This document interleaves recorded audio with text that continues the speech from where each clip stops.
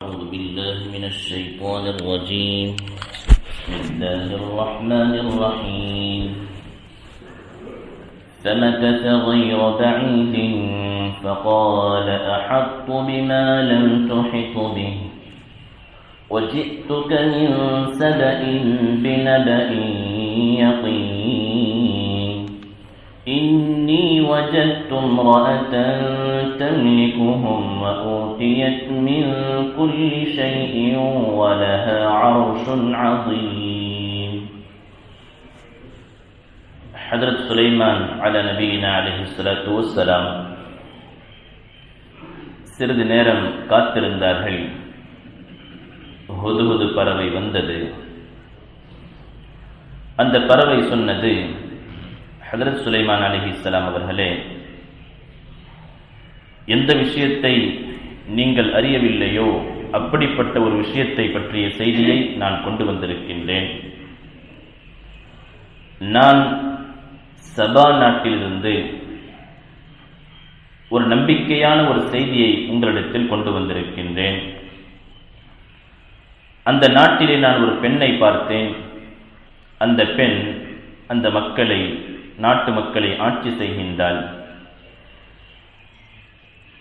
அந்த பெண்ணுக்கு எல்லா விதமான நிஅமத்துகளும் கொடுக்கப்பட்டிருக்கின்றது. மேலும் அந்த பெண்ணுக்கென்று ஒரு பிரமாண்டமான ஒரு சிம்மாசனம் இருக்கின்றது. அந்த பெண்ணையும் அந்த பெண்ணை சுற்றியுள்ள சமூகத்தையும் நான் பார்த்தேன். அவர்கள் அல்லாஹ்வை விட்டுவிட்டு சூரியனை வணங்கிக் கொண்டிருக்கின்றார்கள். அவர்கள் செய்யக்கூடிய செயல்களை ஷைத்தான் அவர்களுக்கு அலங்கரித்து காட்டிக் கொண்டிருக்கின்றான். மேலும் ஹிதாயத்தினுடைய வழியை விட்டும் ஷைத்தான் அவர்களை தடுத்து விட்டான்.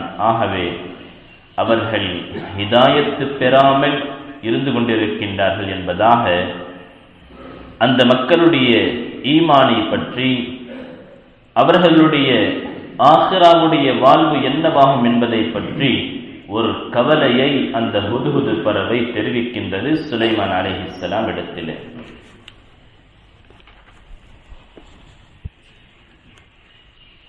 நேற்று நாம் கடைசியாக பேசக்கூடிய பெரியவர்களிடத்திலே அல்லாஹ்வினுடைய நெருக்கத்தை பெற்றவர்கள் உலமாக்கள், சுலஹாக்களிடத்திலே எப்படி பேச வேண்டும் என்பதை பற்றி நாம் பார்த்தோம். ஒரு நிர்பந்தத்தின் காரணமாக இந்த ஹுதுஹுது பறவை சுலைமான் அலைஹிஸ்ஸலாம் அவர்களே, நீங்கள் அறியாத ஒரு விஷயத்தை நான் அறிந்திருக்கின்றேன் என்ற வார்த்தையை சொன்ன காரணம், இங்கே ஒரு தெளிவான பதிலை சொல்லியாக வேண்டும், இல்லை என்றால் நம்முடைய உயிர் போய்விடும் என்ற ஒரு அச்சத்திலே, ஒரு பயத்திலே அந்த ஹுதுஹுது பறவை பேசியது. ஆனால் பொதுவாகவே ஏதேனும் ஒரு விஷயத்திலே பெரியவர்களை விட நமக்கு கூடுதலான இல்ம் இருக்குமே என்றாலும் கூட அவர்களை விட நாம் முந்திவிட முடியாது. அதே நேரத்தில் பேசும் பொழுது உங்களுக்கு தெரியாதது எனக்கு தெரியும் என்ற வார்த்தைகளையும் நாம் பேசக்கூடாது. அது ஒழுக்கத்திற்கு மாற்றமானது. இந்த இடத்திலே ஒரு நிர்பந்தத்திற்காக அந்த பறவை பேசியது என்பதாக முஃபஸ்ஸிரீன்கள் சுட்டிக்காட்டுவார்கள்.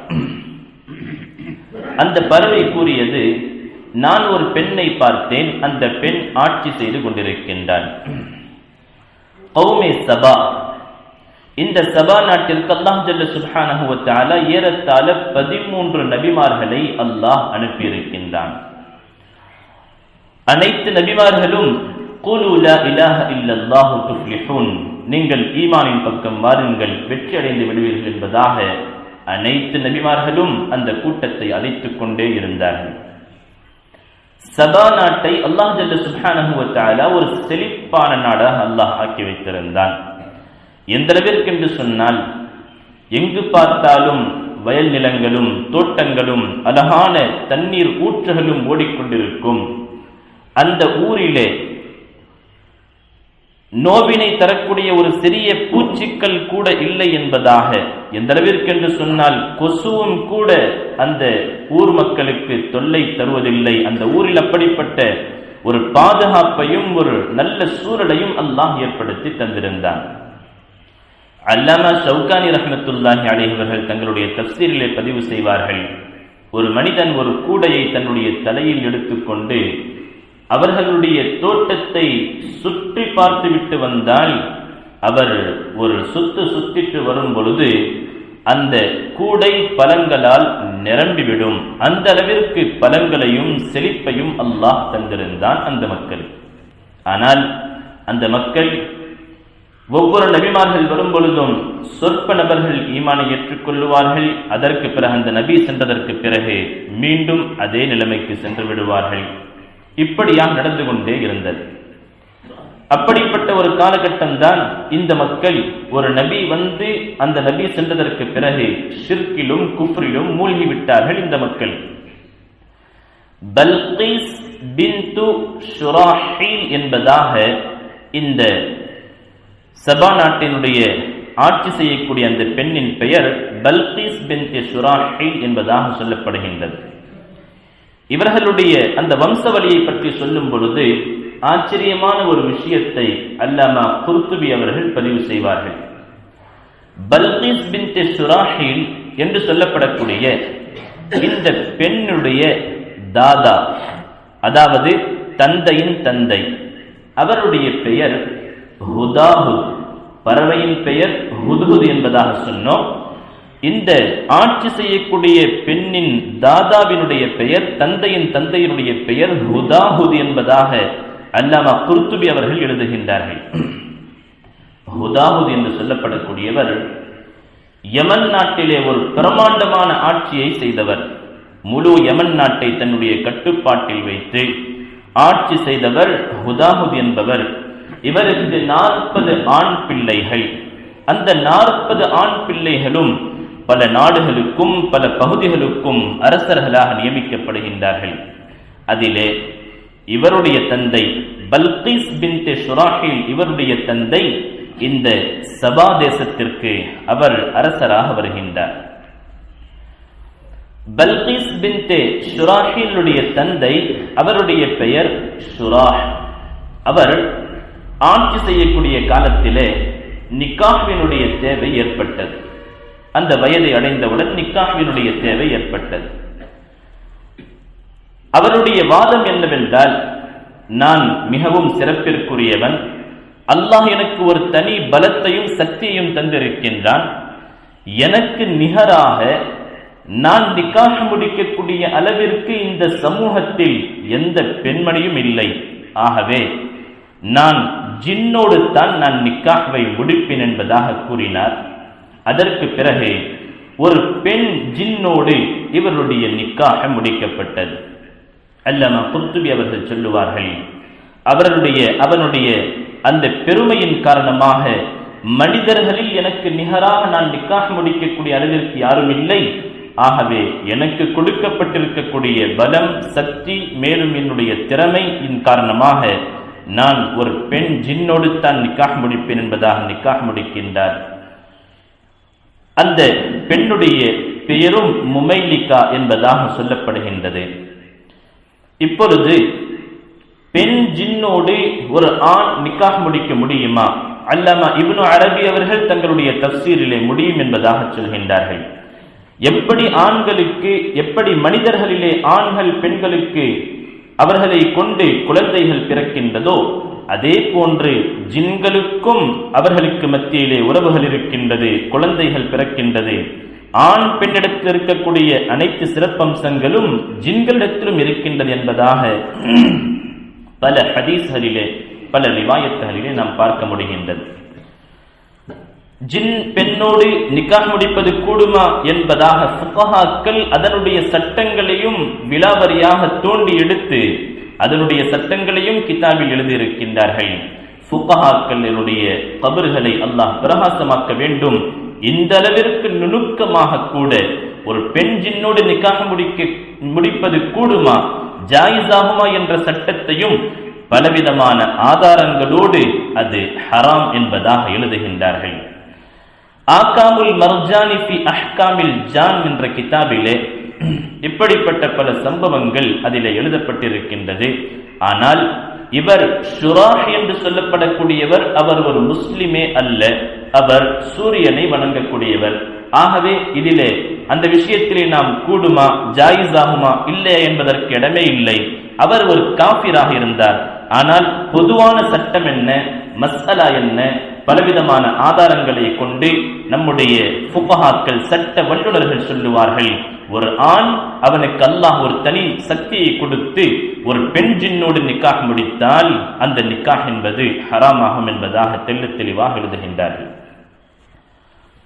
அதற்கு பிறகு ஸஹீஹுல் புகாரியிலே ஹஜ்ரத் இப்னு அப்பாஸ் ரலியல்லாஹு தஆலா அன்ஹுடைய ஒரு ரிவாயத் வருகின்றது, பெண்கள் ஆட்சி செய்வது எப்படி என்பதை பற்றி. நபி அக்ரம் ஸல்லல்லாஹு அலைஹி வஸல்லம் அவர்களுக்கு பாரிஸ் நாட்டுக்காரர்கள் தங்களுடைய அரசியாக கிஸ்ராவினுடைய மகளை ஆக்கிக் கொண்டார்கள். கைசர் கிஸ்ரா என்பதாக நாம் கேள்விப்பட்டிருப்போம். கிஸ்ராவினுடைய மகளை பாரிஸ் நாட்டுக்காரர்கள் அரசியாக ஆக்கிக் கொண்டார்கள் என்பதாக ஒரு செய்தி கிடைத்தவுடன் நபி அவர்கள் சொன்னார்கள்,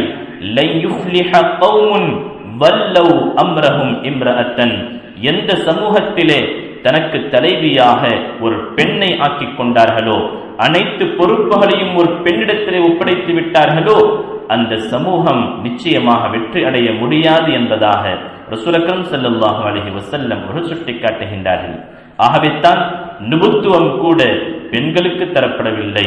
பெண்களுக்கென்று அல்லாஹ் சில பிரத்யேகமான பொறுப்புகளை தந்திருக்கின்றான். ஆனால் ஹிலாஃபத் என்பதும் ஆட்சி செய்வது என்பதும் அதே நேரத்திலே நுபுத்துவம் என்பதும் அனைத்தையும் அல்லாஹ் ஆண்களினுடைய பங்கிலே அதை அல்லாஹ் ஆக்கி தந்திருக்கின்றான். இப்பொழுது முஃபஸ்ஸிரீன்கள் அல்லாமா இப்னு அரபி அவர்கள் சொல்லுவார்கள், ஏராளமான தஃப்சீரின் அடிப்படையிலே ஹுதாமுத் என்று சொல்லப்படக்கூடிய மகன் ஷுரா என்று சொல்லப்படக்கூடியவர் ஒரு பெண் ஜின்னோடு நிக்காஹ் முடித்தார். அந்த இருவர்களும் சேர்ந்து பிறந்தவர்கள் தான் பல்கீஸ் பின்தே ஷுராஹில் என்று சொல்லப்படக்கூடிய இந்த சபா நாட்டை ஆட்சி செய்யக்கூடியவர். இவர்கள் மனிதர்களாகத்தான் கணிக்கப்படுவார்கள். ஏனென்றால் ஷரீஅத்தினுடைய சட்டத்தின்படி ஒரு குழந்தையினுடைய வம்சாவளி என்பது அது தந்தையை தொட்டுத்தான் செல்லும். அந்த அடிப்படையிலே ஷுராஹ் என்று சொல்லப்படக்கூடியவர் மனிதராக இருந்தார். அவர்களுடைய மகள் பல்கீஸ் அவர்களும் மனிதர்களில் கட்டுப்பட்டவர்கள் தான், ஜின் அல்ல என்பதாக முஃபஸ்ஸிரீன்கள் சுட்டிக்காட்டுவார்கள். அந்த பறவை சொன்னது, வஊதியத் மின் குல்லி ஷைஇன். ஹஜ்ரத் சுலைமான் அலைஹிஸ்ஸலாம் அவர்களே, அந்த பெண்ணுக்கு எல்லா நிஅமத்துகளும் கொடுக்கப்பட்டிருக்கின்றது. ஒன்று இருக்கின்றது ஒன்று இல்லை என்பதாக அல்ல, எல்லா விதமான சகல நிஅமத்துகளும் அந்த பெண் அடைந்திருக்கின்றாள். அது மட்டுமல்ல, வலஹா அர்ஷுன் அதீம். ஹஜ்ரத் சுலைமான் அலைஹிஸ்ஸலாம் இடத்தில் இந்த ஹுதூத் பறவை சொன்னது, அந்த பெண்மணிக்காக ஒரு பிரமாண்டமான ஒரு சிம்மாசனம் இருப்பதை நான் பார்த்தேன் என்பதாக. ஹஜ்ரத் இப்னு அப்பாஸ் ரலியல்லாஹு தஆலா அன்ஹு அவர்கள் சொல்லுவார்கள், பல்கீஸினுடைய அந்த சிம்மாசனம் அது 80 அடி நீளமாகவும் 40 அடி அகலமாகவும் இருந்தது. 80க்கு 40, இந்த அளவிற்கு ஒரு மிகப்பெரிய சிம்மாசனம். அதனுடைய உயரம் 30 அடிக்கு இருந்தது என்பதாக சுட்டிக்காட்டுவார்கள். மேலும் சொல்லுவார்கள், அந்த சிம்மாசனம் முழுவதும் அது இரத்தின கற்களாலும் அதே போன்று முத்துக்கள், இதே போன்று பல விலை உயர்ந்த கற்களை கொண்டு அந்த சிம்மாசனம் அமைக்கப்பட்டிருந்தது. அதனுடைய ஒவ்வொரு காலும் பலவிதமான ரொம்ப விலை உயர்ந்த கற்களை கொண்டு அதனுடைய கால்கள் செய்யப்பட்டிருந்தது. விலை உயர்ந்த பட்டு துணியை கொண்டு அதிலே பர்தாக்கள் தொங்கிக் கொண்டிருக்கும், திரைகள் தொங்கிக் கொண்டிருக்கும் என்பதாக ஹஜ்ரத் இப்னு அப்பாஸ் ரலியல்லாஹு தஆலா அவர்கள் சொல்லிவிட்டு சொன்னார்கள், அந்த சிம்மாசனம் இருக்கக்கூடிய இடத்திற்கு அடைய வேண்டும் என்றால் 7 அறையை திறந்து உள்ளே செல்ல வேண்டும். 7 அறையிலே, அதாவது ஒன்றின் பின் ஒன்றாக பல அறைகளை திறந்து 7 அறைகளை திறந்தால்தான் அந்த சிம்மாசனத்தை அடைய முடியும். அந்த அளவிற்கு பாதுகாப்பாக அந்த சிம்மாசனம் வைக்கப்பட்டிருந்தது என்பதாக ஹஜ்ரத் இப்னு அப்பாஸ் ரலியல்லாஹு தஆலா அன்ஹு அவர்கள் சுட்டிக்காட்டுவார்கள். இப்பொழுது அந்த பறவை சொல்கின்றது, வஜத்துஹா வ கௌமஹா யஸ்ஜுதூன லிஷம்ஸி மின் தூனில்லாஹ். அந்த பறவை கவலையோடு சொல்கின்றது, நான் அந்த சமூகத்தை பார்த்தேன், அவர்கள் சூரியனை வணங்குகின்றார்கள். எந்த அளவிற்கு என்று சொன்னால், ஷைத்தான் அவர்களுக்கு அலங்காரப்படுத்தி காட்டிக் கொண்டிருக்கின்றான். நீங்கள் செய்வதுதான் சரியானது, நீங்கள் நேர்வழியில் தான் இருக்கின்றீர்கள் என்பதாக அலங்காரப்படுத்தி காட்டிக் கொண்டிருக்கின்றான். நேரான வழியை விட்டும் அவர்களை தடுத்து விட்டான். ஃபஹும் லா யஹ்ததூன், அவர்கள் ஹிதாயத்தை அடையவில்லை. அல்லா யஸ்ஜுது லில்லாஹில்லதி யுக்ரிஜுல் ஹபஅ ஃபிஸ் ஸமாவாத்தி வல் அர்த் வ யஅலமு மா துஃபூன வ மா துஅலினூன். அந்த ஹுதுஹுது பறவை கவலைப்படுகின்றது, இவர்கள் ஏன் அல்லாஹ்வை சஜ்தா செய்யக்கூடாது, இவர்கள் ஏன் அல்லாஹ்வின் பக்கம் மீளக்கூடாது? அந்த அல்லாஹ் தானே வானங்களையும் பூமிகளையும் படைத்தான். நீங்கள் உள்ளத்திலே ஒரு விஷயத்தை நினைக்கின்றீர்கள், அதையும் அறியக்கூடியவன் அல்லாஹ் தானே. வெளிரங்கத்திலே ஒரு விஷயத்தை செய்கின்றீர்கள், அதையும் அறியக்கூடியவன் அல்லாஹ் தானே. சாரிபும் பில்லைலி வ சாரிபும் பின்னஹார், இரவில் நடக்கக்கூடியவனையும் பகலில் நடக்கக்கூடியவனையும் வெளிச்சத்தையும் இருளையும் ஒரே கண்ணோட்டத்தில் பார்க்கக்கூடிய அந்த ரப்பு அல்லாஹ் தானே. அப்படிப்பட்ட ரப்பை இவர்கள் ஏன் சுஜூது செய்யக்கூடாது என்பதாக அந்த ஹுதுஹுது பறவை அந்த சமூகத்தை பற்றிய கவலையை தெரிவிக்கின்றது. அந்த கவலையான வார்த்தைகளைத்தான் அல்லாஹ் இந்த இடத்திலே சுட்டிக்காட்டி அந்த ஹுதுஹுது பறவையை அல்லாஹ் கண்ணியப்படுத்தி அதனுடைய பெயரை கியாமத்து வரை இருக்கக்கூடிய குர்ஆன் ஷரீஃபிலே அந்த பறவையின் பெயரையும் அல்லாஹ் சுட்டிக்காட்டுகின்றான். உலமாக்கள் சொல்லுவார்கள், யார் அல்லாஹ்வினுடைய தீனிற்காக கவலைப்படுவார்களோ, அனைத்து மக்களும் ஏன் இந்த மக்கள் எல்லாம் அல்லாஹ்வை விட்டும் தூரமாக இருக்கின்றார்கள், இவர்கள் ஏன் அல்லாஹ்வை நெருங்கக்கூடாது என்பதாக கவலைப்பட்டு முயற்சி செய்கின்றார்களோ, அவர்களை எல்லாம் எப்படி இந்த ஹுதுஹுது பறவையை அல்லாஹ் கண்ணியப்படுத்தி அதனுடைய பெயரை தன்னுடைய கலாம் ஷரீஃபிலே கொண்டு வந்தானோ, அதே போன்று அல்லாஹ் ஜல்ல சுப்ஹானஹு வ தஆலா மனிதர்களாகிய நமக்கும் யாரெல்லாம் அல்லாஹ்வினுடைய தீனிற்காக, அதாவது யாரெல்லாம் ஹிதாயத்தின் பக்கம் இல்லையோ அவர்களை ஹிதாயத்தின் பக்கம் அழைக்கக்கூடிய முயற்சியை செய்வார்களோ அவர்களையும் அல்லாஹ் கண்ணியப்படுத்துவான் என்பதாக முஃபஸ்ஸிரீன்கள் இந்த இடத்திலே சுட்டிக்காட்டுவார்கள். அடுத்ததாக ஹஜ்ரத் சுலைமான் அலைஹிஸ்ஸலாம் அவர்கள் எழுதிய கடிதத்தின் விவரம் வருகின்றது. அந்த ஒரு கடிதம் தான், அந்த கடிதத்தினுடைய விளக்கத்திலே பல நுணுக்கங்களை முஃபஸ்ஸிரீன்கள் சுட்டிக்காட்டுகின்றார்கள். இன்ஷா அல்லாஹ் அடுத்த தஃப்ஸீரில் அதை நாம் பார்க்கலாம். அல்லாஹ் ஜல்ல சுப்ஹானஹு வ தஆலா அப்படிப்பட்ட எப்படி அந்த ஹுதுஹுது பறவை ஒரு சமூகத்தை பற்றி கவலைப்பட்டு அந்த கவலையின் காரணமாக அனைத்து மக்களுக்கும் அல்லாஹ் ஈமானை நசீபாக்கினானோ, அதே போன்று நம்மிலே ஒவ்வொருவருக்கும் அல்லாஹ் ஜல்ல சுப்ஹானஹு வ தஆலா நம்மை கொண்டு ஒரு பெரும் சமூகம் அல்லாஹ்வின் பக்கம் திரும்பக்கூடிய நல்ல சூழலை அல்லாஹ் ஏற்படுத்தி தந்தல் புரிவானாக. ஆமீன். வாஹிரு தஅவானா அல்ஹம்துலில்லாஹி ரப்பில் ஆலமீன். சுப்ஹானல்லாஹி வபிஹம்திஹி சுப்ஹானல்லாஹி வபிஹம்திஹி அஷ்ஹது அல்லா இலாஹா இல்லல்லாஹ்